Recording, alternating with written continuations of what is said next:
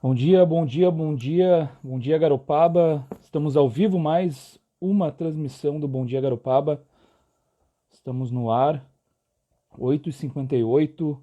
A gente sempre entra um pouquinho antes, até para testar a conexão. Conexão de internet que é uma coisa que não está muito estável aqui em Garopaba, né? Por conta do ciclone, ficou pior. Mas a nossa infraestrutura de telecomunicação não é aquela coisa ideal. Ainda mais pra gente que mora aqui no Macacu. Macacu foi acho que o último bairro a ter as suas infraestruturas restabelecidas ontem, anteontem, aliás, né? Depois do ciclone. A gente foi ter luz mesmo aqui às 8 horas da noite da quarta-feira e sinal de internet, sinal de telefone também lá por esse horário. Oi, Elisa, a Elisa já tá aqui. Eu tava já já tomando um café e lendo algumas notícias. Tava lendo sobre o Dark, que é a série, vocês assistem?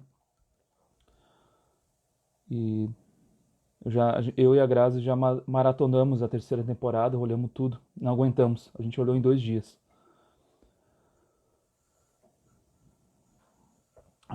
Eu já te chamo, já vou te chamar, Elisa. A gente vai conversar hoje com a professora Elisa Serena, professora do IFSC, aqui do campus de Garopaba, sobre áreas de risco e planejamento, que é um pouco planejamento urbano, é planejamento ambiental também. E pode parecer um assunto que não tem muito a ver com a nossa realidade, mas parando um pouquinho para pensar, a gente começa a se lembrar de situações como a da Praia da Barra e mais recentemente agora, a gente tem a notícia da Praia do Campeche, que está sofrendo praticamente a mesma situação. São casas na beira da praia que sofreram com a maré e que agora está se tentando remendar a situação. Vou chamar aqui a Elisa.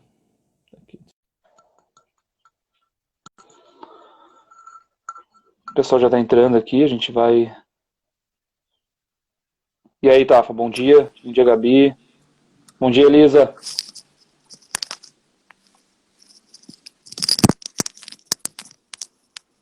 Olá, Bom dia, Elisa. bom dia, Tudo bem? tudo bem? Deixa eu ajeitar minha câmera aqui. Eu nunca. A gente nunca aprende porque quando divide a tela, a nossa imagem sobe, né?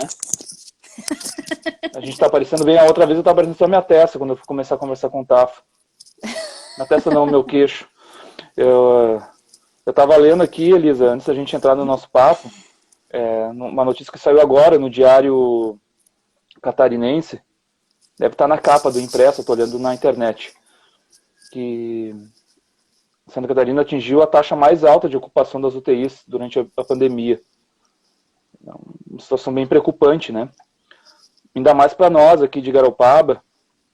Eu sei que tem pessoal de Imbituba olhando bastante a nossa live,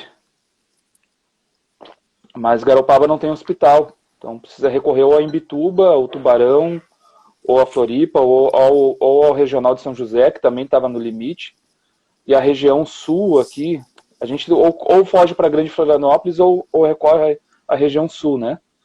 E o dado de Grande Florianópolis, de Floripa, que pega aí São José e Floripa junto também, é que disponíveis agora para atender pacientes de Covid são só 69 leitos. E na região sul, 34. Então,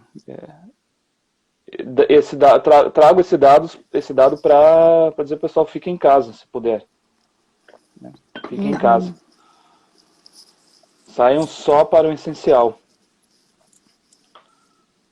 Porque agora é o pior momento para ficar doente, né, Elisa? Com certeza, ainda mais nesse frio, né? Ainda mais nesse frio. Começou frio, eu tô de casaco ainda. Tá 11 graus agora. mais cedo estava 9, 10 graus. Tá, depois do ciclone, vem o frio, né? E coincidentemente, a gente já tinha marcado isso antes da vinda do ciclone, né, Elisa? Mas está dentro do nosso tema, né? Eu estou preparando até tentando escrever um texto sobre defesa civil, porque eu vim de uma cidade lá em Esteio, onde eu nasci e morei boa parte da minha vida, em que a gente sempre sofreu muito com enchente. E a enchente atingia muito os bairros que a gente chama lá de banhado, que é um conjunto de bairros, que é onde a gente tem 2 arroios lá, que eram onde os arroios transbordavam. Então, essa região de transbordo do arroio foi ocupada, né, por pessoas que precisavam trabalhar na região. E é uma área consolidada, quase 50 anos já de consolidação. E até 2005 a gente não tinha defesa civil. E eu me dei conta, me lembrei novamente que Garopaba não tem defesa civil também. Que é uma coisa importante, é um órgão muito importante para nos ajudar a pensar também, né, todo esse planejamento sobre áreas de risco e também nos ajudar a atuar quando algum problema acontece. Nem que seja para poder dar o primeiro amparo às famílias, que às vezes ficaram... Aqui na minha rua, a gente teve 2 casas que ficaram destelhadas, então o pessoal teve que improvisar na hora, né? Agora já conseguiram botar telhado, tudo certo, mas no momento a gente não tem nenhum órgão assim, que consiga ter um gabinete, né, estratégico organizado para poder atuar na hora H, assim, durante, né, a catástrofe e logo depois, assim. Em 2005 eu estava me lembrando isso, que a área de enchente, então as vilas ficam todas alagadas. A gente não tinha barco, não tinha como resgatar as pessoas, porque os bombeiros não faziam isso. Então a gente tinha que conseguir barco emprestado com o pescador para poder entrar nas casas, ajudar as pessoas a saírem, tirar móvel, tirar eletrodoméstico que ainda podia ser resgatado, animal, cachorro, gato, e as próprias pessoas, né? E aí depois de 2005, com bastante organização, mudou a gestão da prefeitura, começou a vir verba federal para poder organizar isso, né? E hoje lá tem uma defesa civil muito bem organizada, além de outras obras, claro, que foram feitas para minimizar o impacto das enchentes. Mas pensar área de risco, pensar planejamento também envolve pensar isso, né, Elisa? Pensar os órgãos que não existem hoje na cidade, né? Sim, mas a gente pode dar um passo atrás, né? Eu acho que a gente começa tudo isso antes com a criação do desastre. E era sobre isso que eu gostaria de falar um pouquinho, assim, é um tema que me é muito, muito caro, assim, eu gosto muito de falar sobre ele, porque eu acho que a gente tem que pensar em planejamento no Brasil de forma geral, em todas as áreas.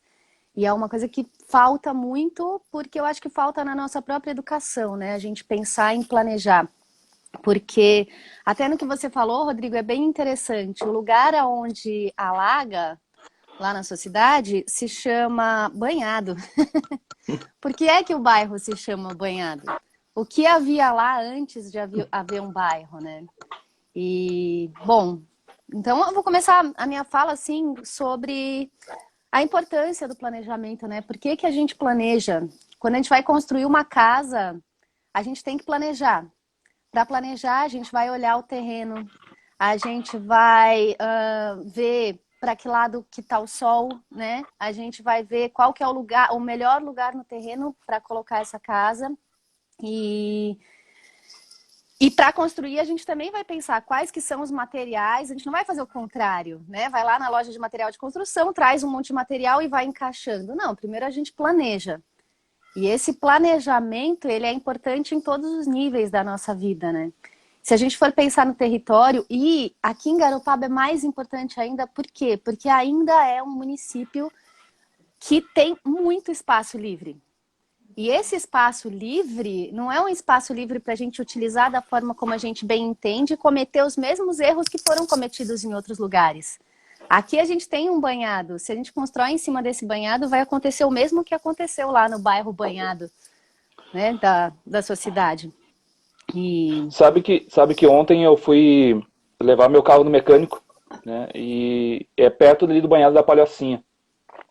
E tem uma parte que já está sendo... Eu comentava, eu e a Grazi junto, a gente estava olhando, porque dá para enxergar da onde a gente estava, Pedra Branca, e tem um novo loteamento sendo feito bem na subida da face oeste da Pedra Branca ali, e embaixo está todo o banhado da Palhocinha, né? E uma parte dele já está sendo ocupado. Inclusive, quase onde a gente já estava, já seria, teoricamente, o banhado. Isso é preocupante, né, Elisa? Porque o banhado tem uma função importante, né? Além Com certeza. de que quando tu ocupa essa água, vai para algum lugar. Geralmente para dentro das Exato. casas. E aí você me faz lembrar de uma, de uma situação que me contaram sobre o Lutzenberger. E tem a ver com a relação entre a ecologia e a economia, que eu falo um pouquinho mais para frente. O Lutzenberger, quando estava chovendo, ele chamava os netos dele e falava para os netos dele: coloquem as capas de chuva e as galochas e vamos ver para onde correm as águas. Isso é muito importante. A gente tem que saber para onde correm as águas para saber como é que a gente vai ocupar um determinado espaço, né? Então, quando a gente vai planejar uma casa, que foi o meu primeiro exemplo, a gente vai observar o terreno. Quando a gente vai planejar uma cidade, a gente vai observar o território desse município, né? E aí tem essas duas palavrinhas, que é ecologia e economia. A gente, geralmente, quem tem esse olhar ecológico acaba sendo chamado de ecochato, mas não é isso. É o dar um passo atrás para observar e para pensar e para evitar futuros desastres. A natureza, ela não tem risco. A natureza, ela simplesmente é. Ela tem as suas leis, ela tem as suas formas e ela simplesmente acontece. Risco vai acontecer para a gente quando a gente não compreende como ela funciona e quer ocupar esse espaço de qualquer jeito, né? Então, essas duas palavras, ecologia e economia, elas têm o mesmo prefixo, que é eco, oikos, a nossa casa comum. Então, a ecologia é o que? É o estudo dessa casa comum, é observar como que a natureza funciona. É um ramo da ciência, a ecologia, né? A gente traz para uma linguagem popular com uma característica de buscar sustentabilidade, essas coisas, mas é um ramo da ciência. Quando a gente compreende como é que as coisas funcionam, aí a gente pode organizar, trazer a economia, que é a organização dessa casa. A economia não pode vir antes do conhecimento da casa, que é a ecologia. Então, trazendo isso aqui para Garopaba e observando a natureza, a gente consegue perceber que tem algumas áreas que são áreas muito mais vulneráveis, né? Como, por exemplo, as áreas de banhado são áreas alagadas.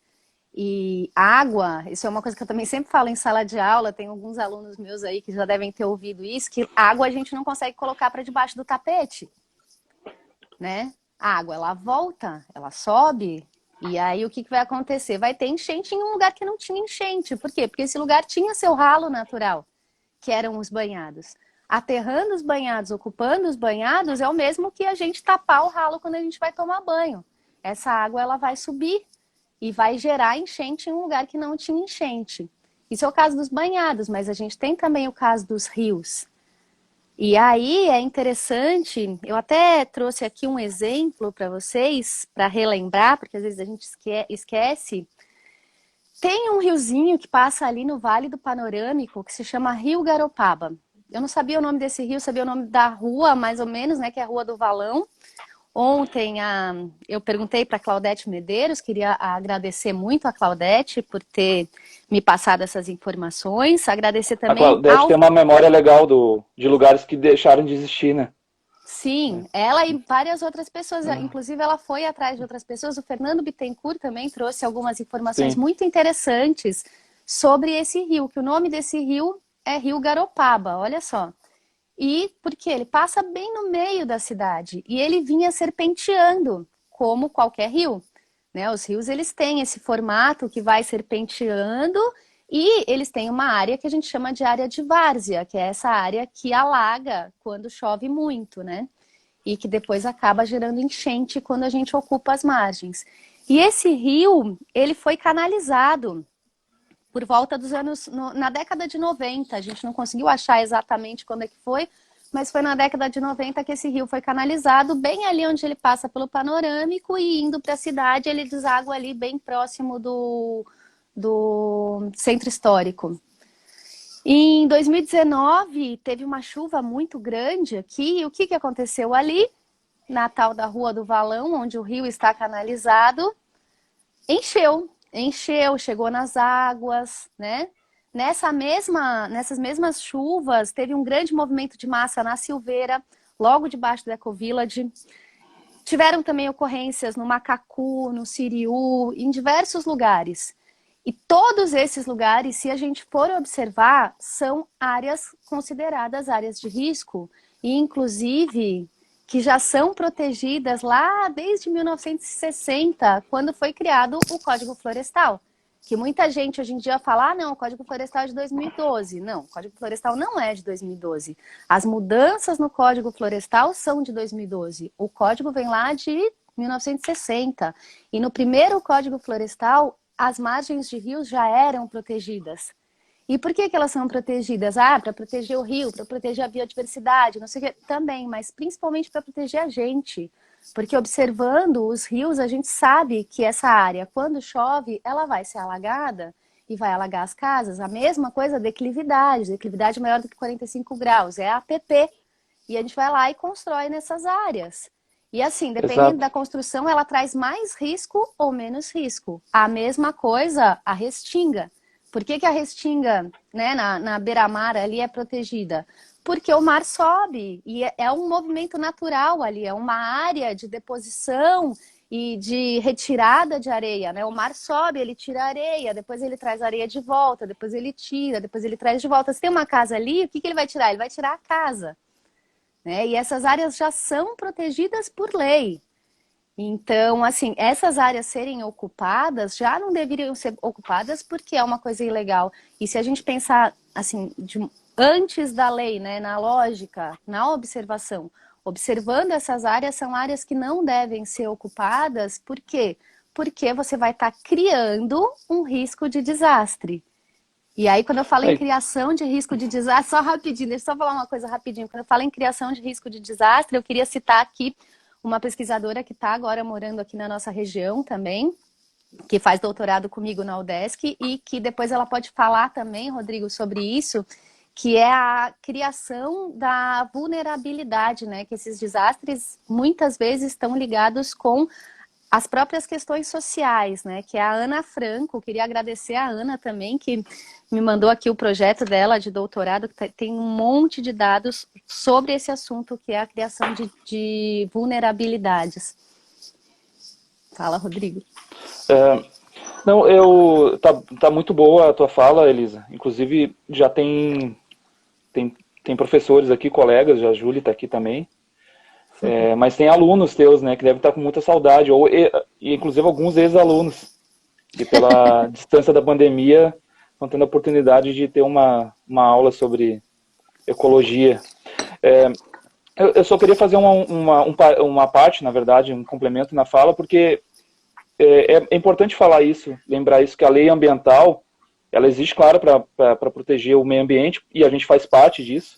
Acho que é importante entender, né? A gente não é um apartado do meio ambiente, pelo contrário, a gente está inserido nele. E pensar a ecologia é justamente pensar isso, né? A gente é inserido nesse meio ambiente.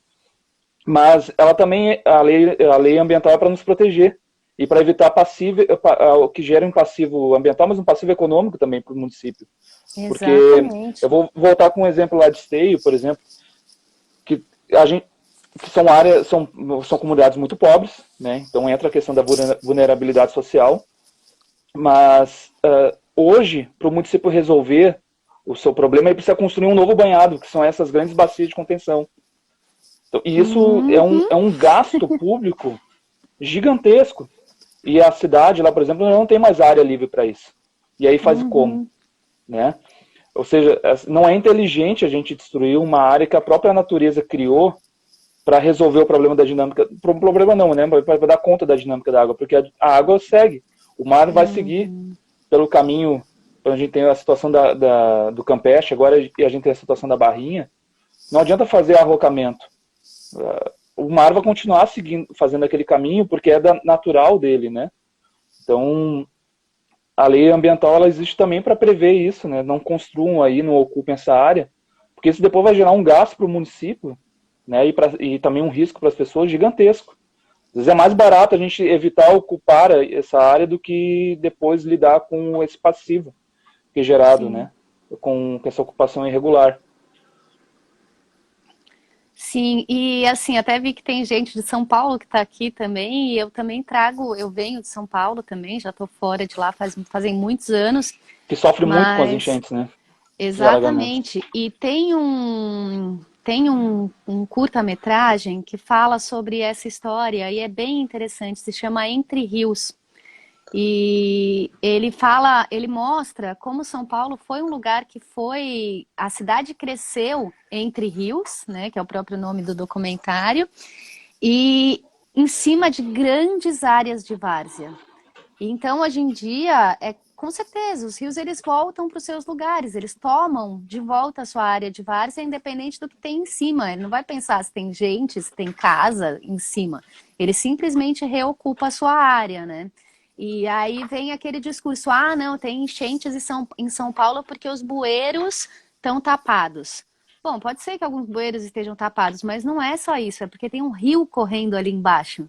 A gente não vê esse rio, mas esse documentário, assim, eu realmente assim, indico que assistam, porque tem uma parte dele que chama muito atenção, que a pessoa que está segurando o microfone, ela coloca o microfone próximo do bueiro e dá para escutar o barulho do rio passando lá embaixo.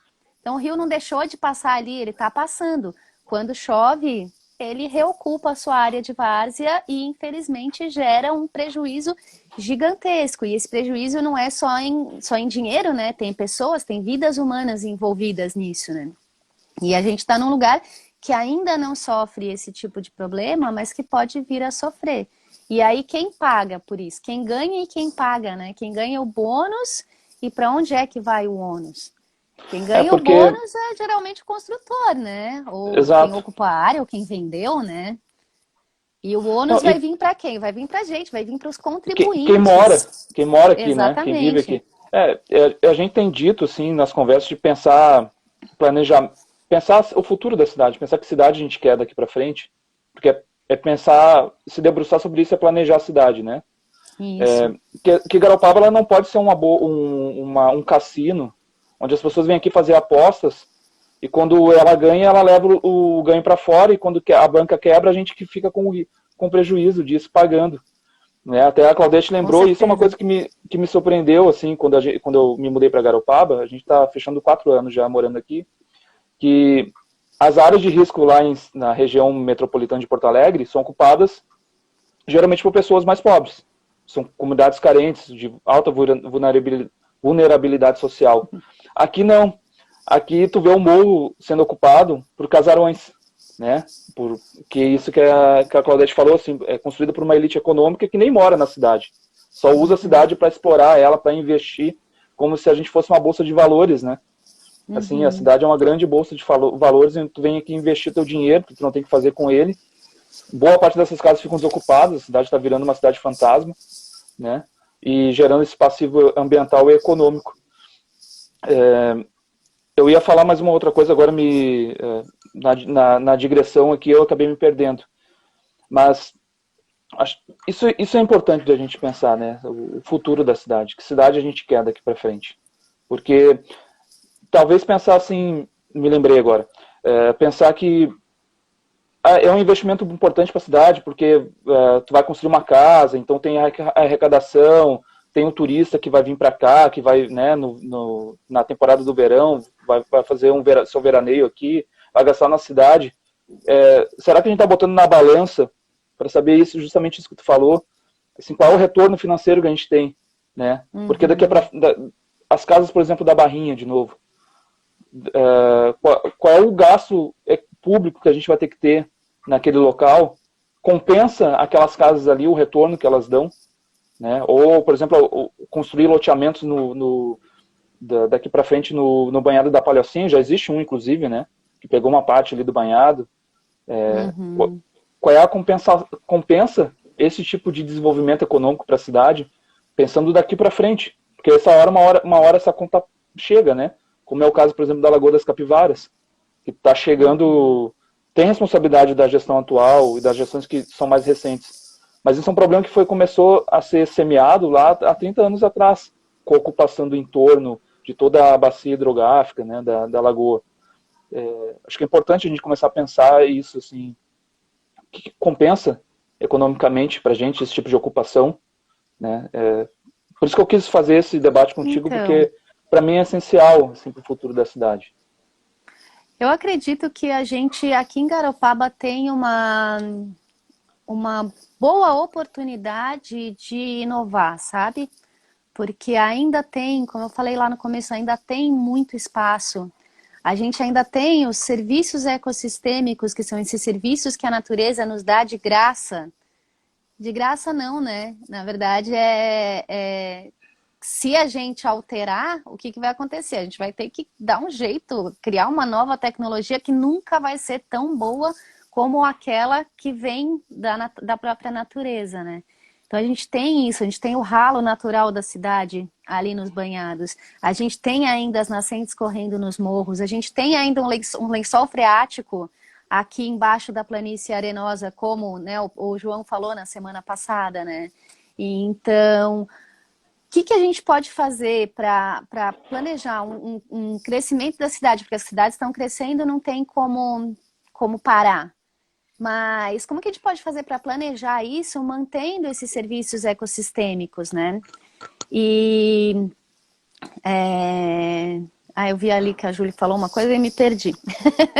As cidades Não, regenerativas é importante pensar, né? Porque não só uma cidade sim, sustentável agora, mas como é que a gente pensa também em recuperar essas áreas, em regenerar elas, né? Acho que exatamente. Então, esse pensar conceito que é uma... novo é importante pensar. Isso, pensar uma... E ter essa coragem de inovar, sabe? Para que a gente não tenha que pagar esse preço lá para frente. E o preço, ele é muito alto. Ele é um preço que não é só econômico, ele é econômico, ele é social, ele é ambiental. É um preço sem fim, assim, né?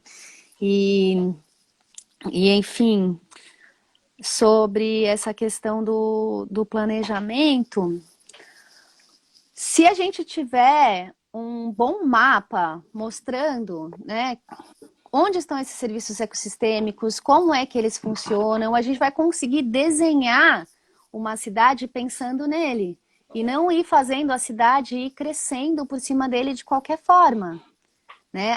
Era sobre isso que eu ia falar. Existe, ou deveria existir, copo bonito, hein, Rodrigo? É o copo da gestão ambiental. É de um projeto nosso, né? Meu e da É. Gabi. E quem fez foi E a o Cris design e o da Pipe, Cris. né? É. O design é da Cris, porque um dia eu postei nos stories e disse, baita design, Pipe. Porque tá aqui Pipe Design, né? E a Cris me chamou, puxou a orelha. Não foi o Pipe que fez, fui eu. Tá, mas tá escrito Pipe, Ah, mas é que o Pipe não é o único que trabalha na empresa. então. É. Que a Cris, Mas, além de ser gestora ambiental, ela também é da área da publicidade, né? mas então, o que eu ia falar sobre o planejamento é que por mais que tenha que crescer, tem um limite. A gente tem que saber qual que é a nossa capacidade de carga.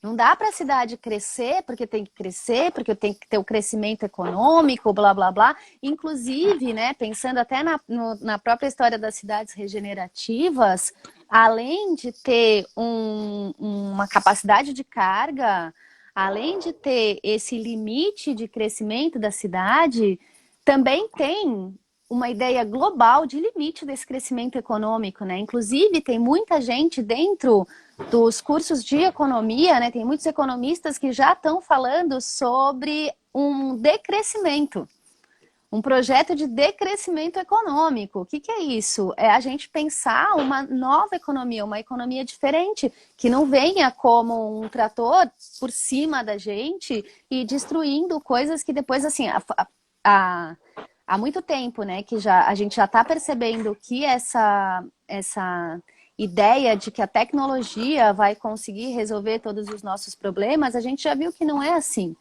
né? Que se a gente souber planejar, A gente não vai precisar desse desenvolvimento tecnológico caro, usando material vindo não sei de onde, lá da China, né, do outro lado do mundo, para resolver problemas que assim que a natureza está aqui já trazendo esses benefícios para a gente, né? Então, por isso que eu acho muito importante pensar nessa questão de planejamento. A própria ideia do enrocamento, né? Fizeram um enrocamento lá na Praia da Armação. O que aconteceu? A gente perdeu a praia. Perdeu Era a uma praia. praia maravilhosa.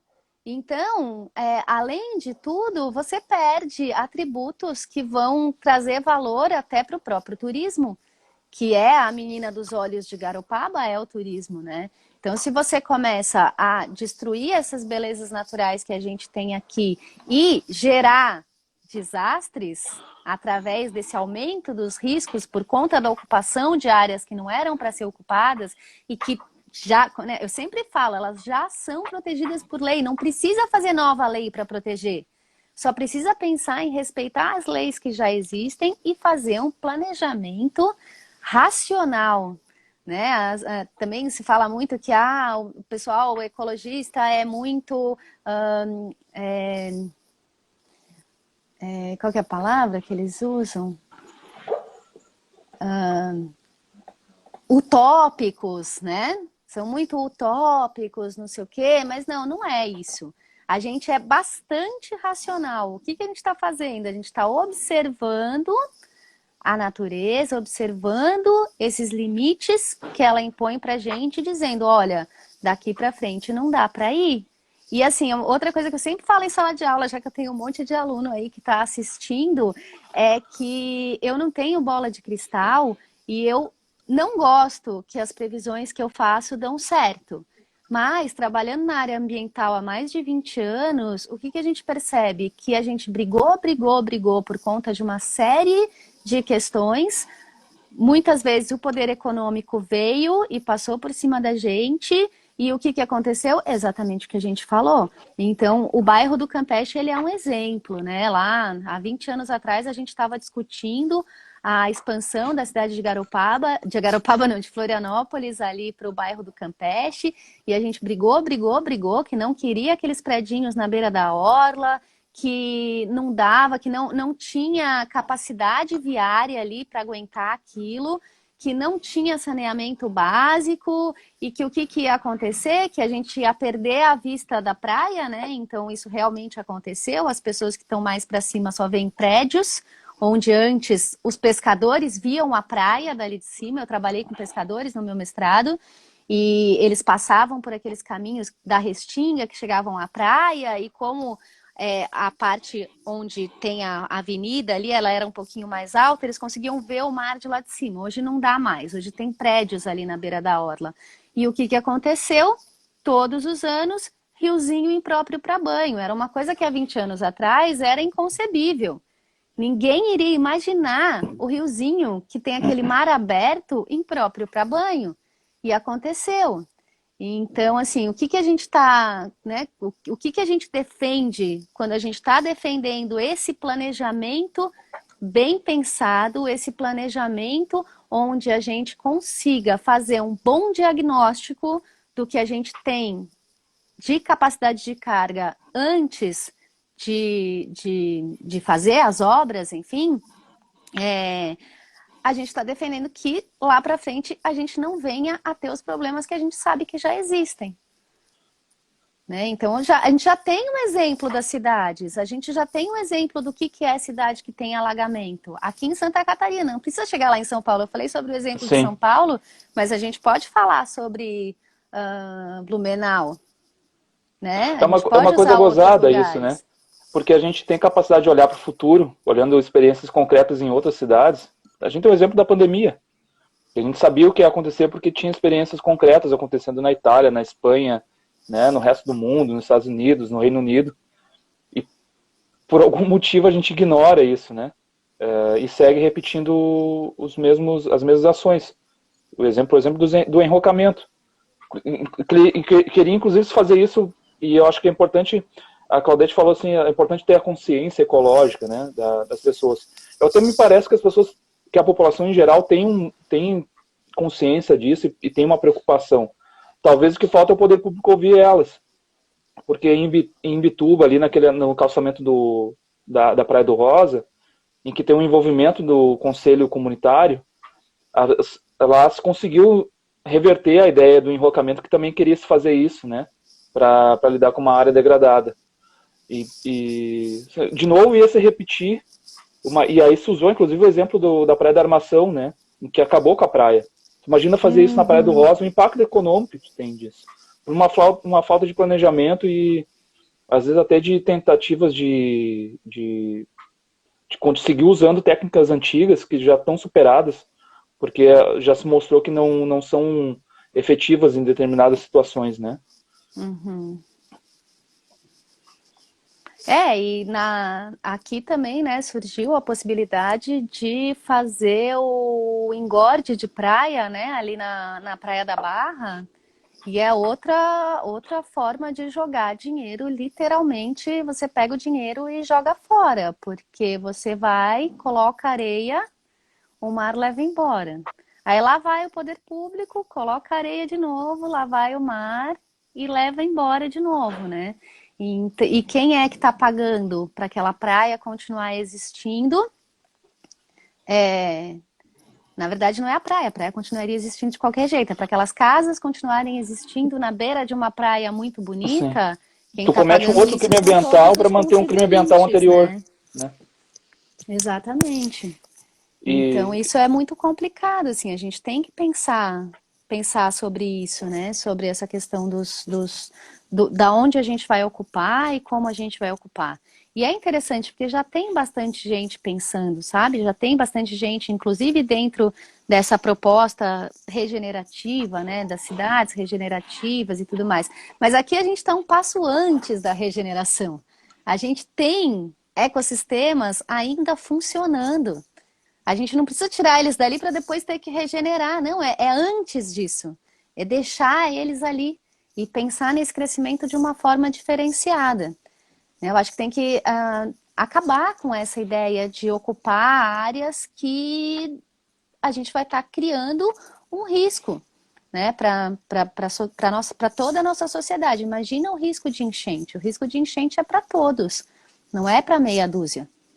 Né? E aí o que acontece? Essas áreas de risco, quem tem mais poder econômico vai saindo dessas áreas, quem vai ocupando essas áreas são justamente as populações em maior vulnerabilidade. Né? E aí a gente vai criando desastres que a gente não tem necessidade de criar, né? Porque, enfim, tá aí e não sim, precisa. imagina o transtorno. Vamos supor uma situação, né? Fazer um exercício de pensar o futuro. Que aquele banhado da Palhocinha seja aterrado. Imagina um transtorno numa chuva de verão, o centro todo alagado, porque provavelmente vai alagar, toda a avenida principal, né? Com Uhum. o turista, a loja alagada. Pensa no transtorno econômico que isso gera, né? O constrangimento para o turista que vai ver, pô, mas a cidade não pensou que isso ia acontecer, né? São coisas assim, claro, que é isso, assim, basta parar para pensar um pouco, para entender o Entra um transtorno outro que a gente vai gerar no conceito. futuro. Entra um outro conceito interessante aí, que é a percepção de risco, né? Percepção de risco é também uma outra coisa muito interessante. O que é a percepção de risco? É como que a gente percebe um risco. E a gente, infelizmente, aqui no Brasil, a gente tem uma percepção de risco muito baixa. A pandemia está aí para mostrar isso. Em outros lugares, por exemplo, no Japão, né? O Japão é um lugar muito interessante. E a própria China também.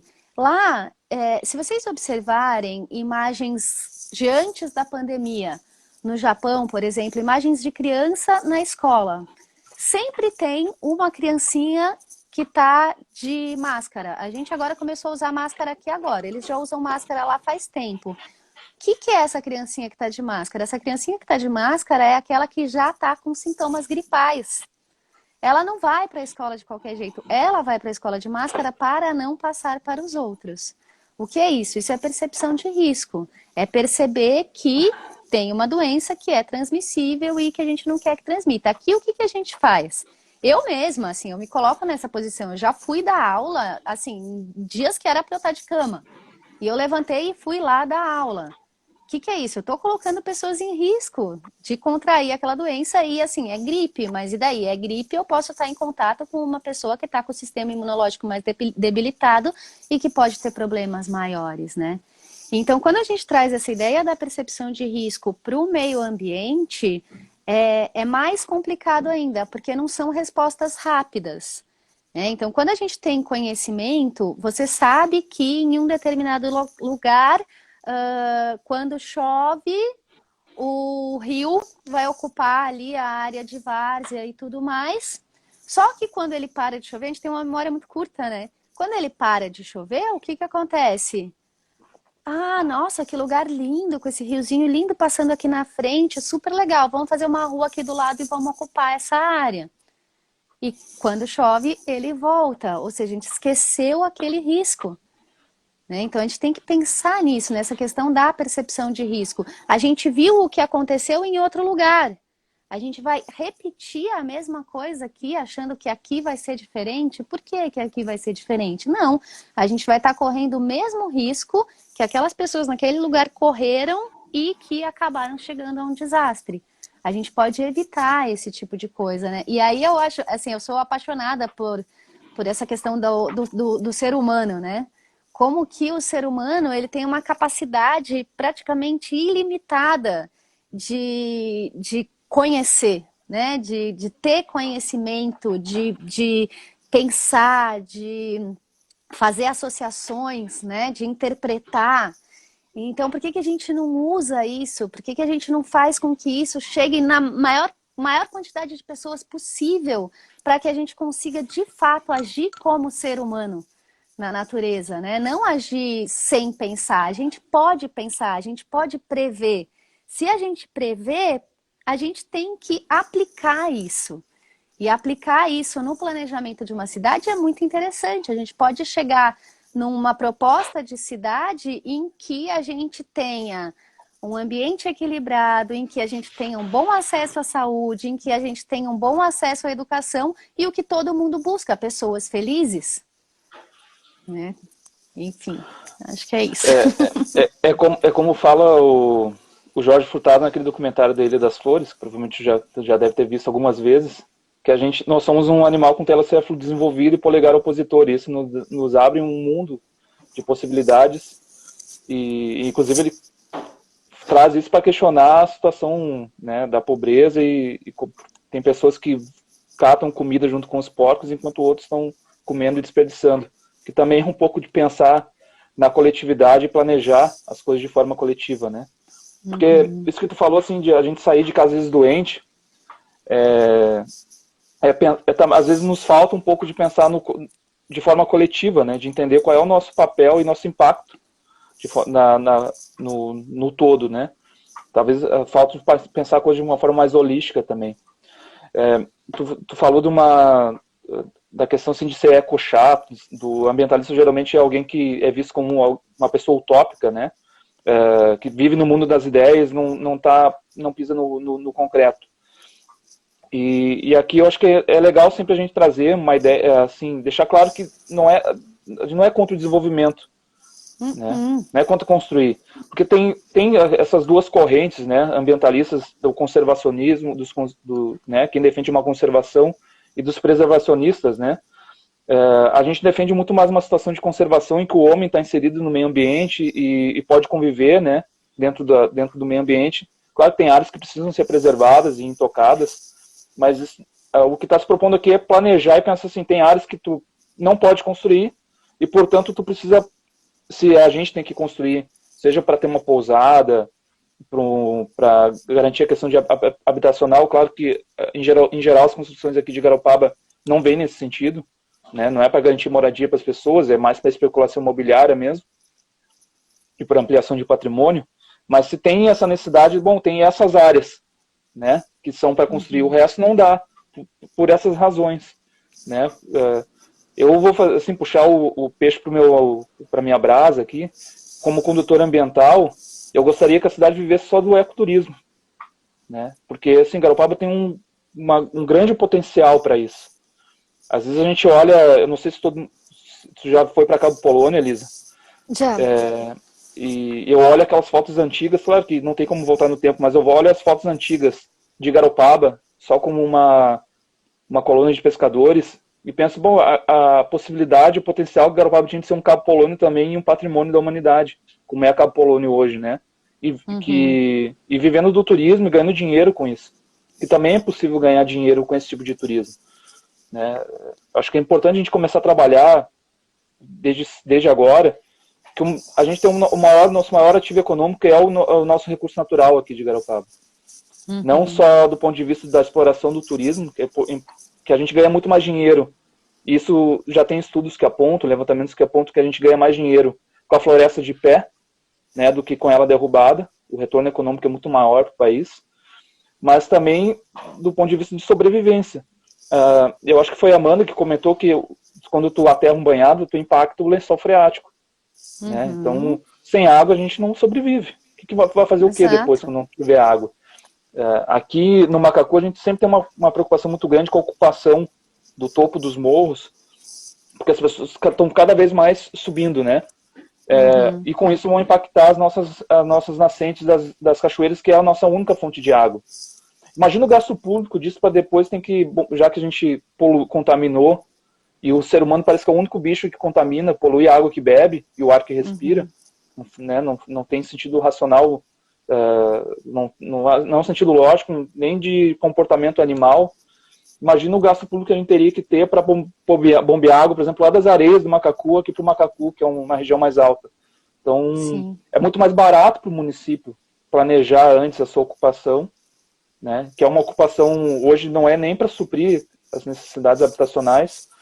A gente, às vezes, até é um pouco mais radical. Talvez as construções que tem que ser feitas em Garopaba tem que vir mais no sentido de garantir o turismo na cidade. Se é para construir, constrói uma pousada, um hotel.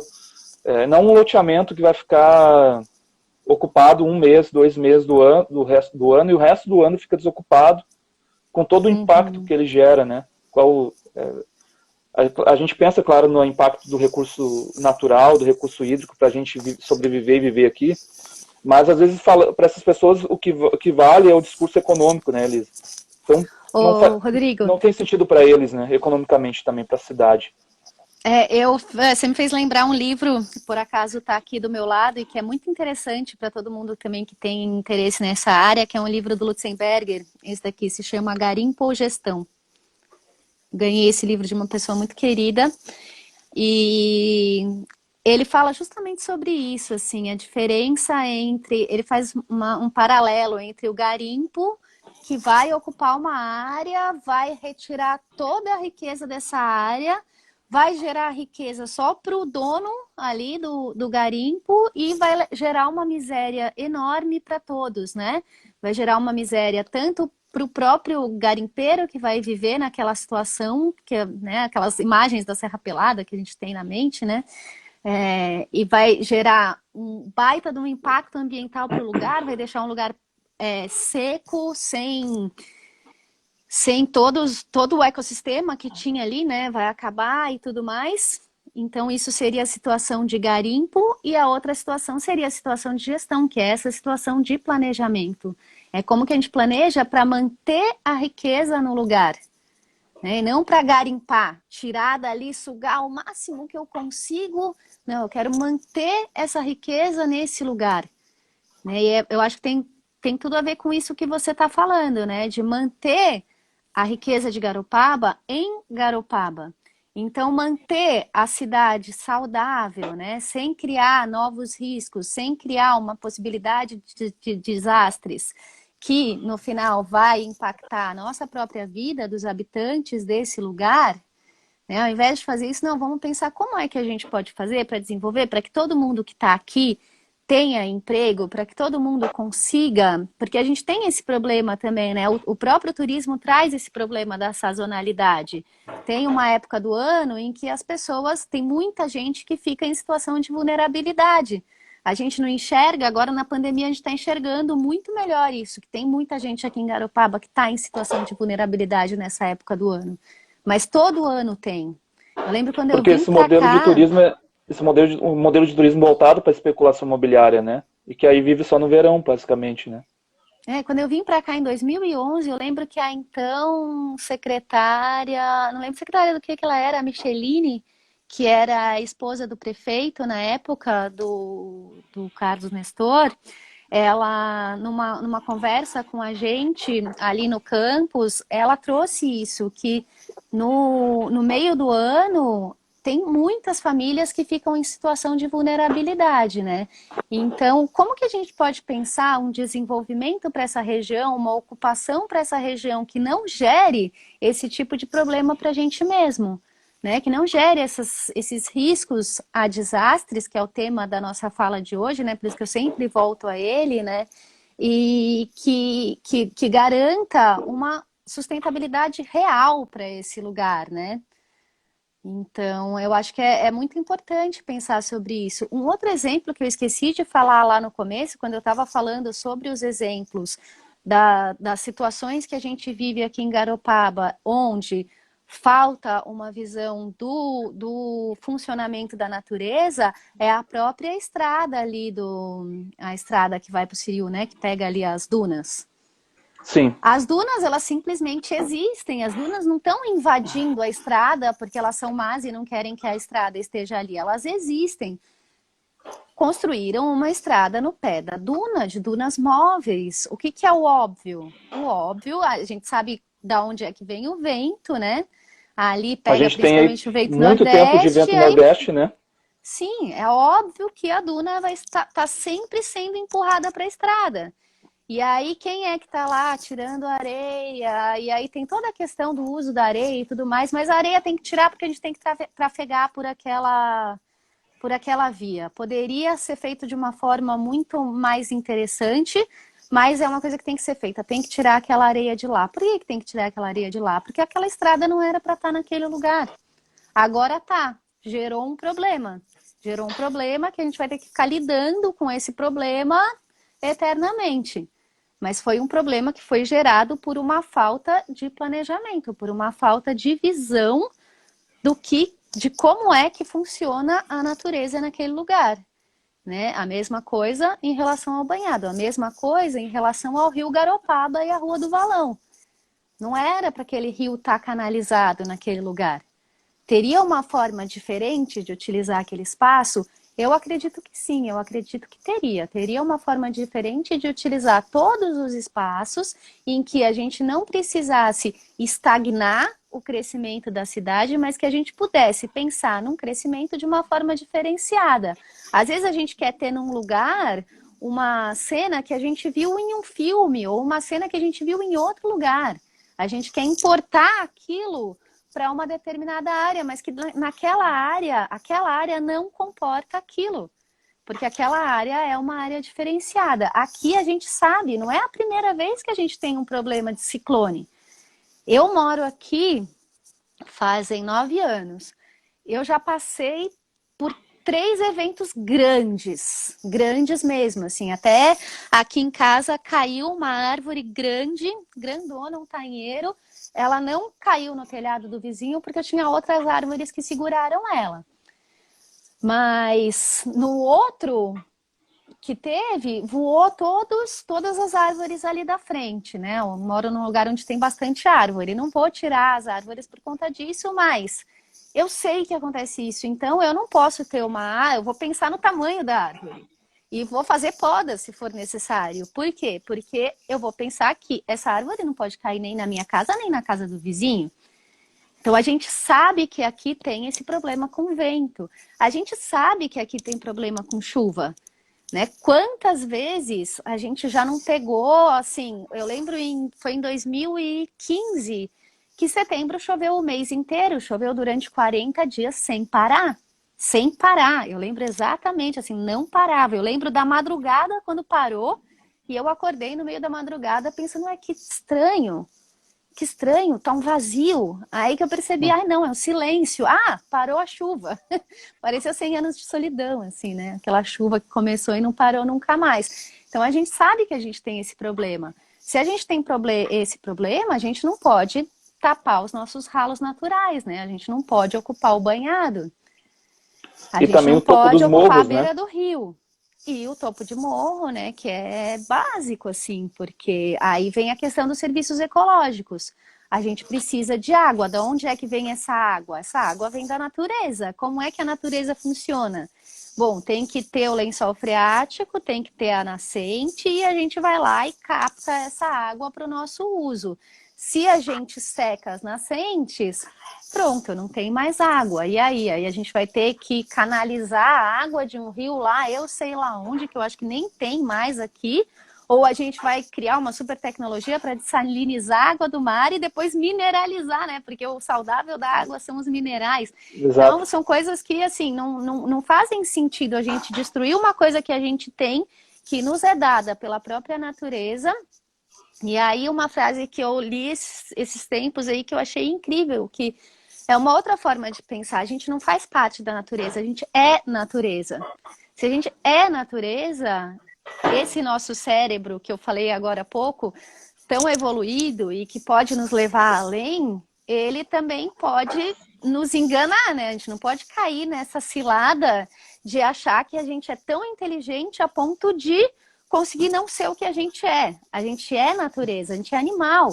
A gente tem necessidades básicas. Essas necessidades, elas nos são dadas pelo ambiente em uma coevolução de milhões de anos, né? Então a gente Ontem não pode querer mesmo, mudar isso em questão de meses ou anos e achar que a gente vai dar conta de criar uma tecnologia para fazer o que a natureza em milhões de milhões de, anos de organizou para a evolução. gente chegar até aqui onde a gente está hoje. E que não vai parar, ela vai continuar mudando. Então a gente pode pensar em tecnologias para lidar com essas mudanças, mas não para a gente criar a mudança e depois ter que lidar com o nosso próprio problema. Ontem mesmo eu estava conversando com a Grazi, que também é bióloga, né? Ela estava lendo sobre os gafanhotos e aí tinha uma fala de um biólogo também, dizendo o seguinte: nós somos os únicos primatas que não vivemos em pequenas comunidades, porque é natural dos primatas, e a gente né? Vem dessa linha evolucional, né, dos primatas. Nós somos os únicos que não vivemos em pequenas comunidades, porque o impacto disso, né, a gente, não, pelo contrário, a gente é tudo globalizado, né, mais local. É importante também pensar a economia local, que o impacto dela é menor. E aí entra aqui a questão talvez seja um sonho ainda aí, sim, no campo da utopia, de uma cidade planejada a partir da permacultura, porque economiza recurso, né, seria o ideal. Talvez um dia ter Garopaba pensada organizada a partir dessa lógica. Mas a gente faz uma série de movimentos antinaturais, né, do ponto de vista disso, nós somos animais também, somos natureza. E só que a gente tenta enganar a natureza, burlar ela. O planeta vai seguir, né? As consequências Sim. que para nós a gente vai ser só mais uma espécie que passou pelo planeta, né? O Raulzito sempre fala, né? O planeta vai se livrar da gente que nem pulga, num sacolejo, que nem o cachorro se livra da pulga daqui a pouco. Pena que o antropoceno, né? Que essa era que sofre tanta influência nossa, também leva uma série de espécies que não precisavam ir embora, né? Então a gente impacta também outras vidas, né? Que também sentem dor, que também sofrem, enfim, tanto a flora quanto a fauna. A gente está chegando quase no final da live. É importante dizer para o pessoal que a live vai ficar salva, né? Fica disponível aqui para o pessoal. Depois eu posto lá na página do Facebook também, para quem não tem Instagram, poder assistir. E mais para frente a gente está botando também tudo no YouTube, também para quem não tem Facebook nem Instagram, mas pode acessar o YouTube, que não precisa ser usuário, né? Só Que entrar no legal. link lá. Tinha bastante gente me perguntando sobre isso, eu não Vai sabia. ter sim. A Júlia lembrou uma coisa muito importante também, porque assim, a gente não pode esquecer que a gente que vem morar aqui, a gente também teve um impacto, né? Porque pode ser mínimo, porque, né, por exemplo, o nosso impacto aqui no Macacu, a nossa casa é de barro, o nosso banheiro é seco, o que não for vai ser a partir de uma fossa ecológica, a água cinza é com bananeira, enfim, a gente quer regenerar, né, toda a ocupação, faltando 30 segundos para acabar, Ai, que pena. é uma pena. Eu vou deixar para te despedir, Elisa, e eu acho que é um papo muito importante, a gente segue ele. em outro Tá, momento também. tá bom. Então, só deixar claro, né, que não é um não querer crescer, não querer desenvolver, não pode mais vir gente para cá, não, é pensar em como fazer isso. E aí eu queria agradecer todo mundo aí, vi bastante gente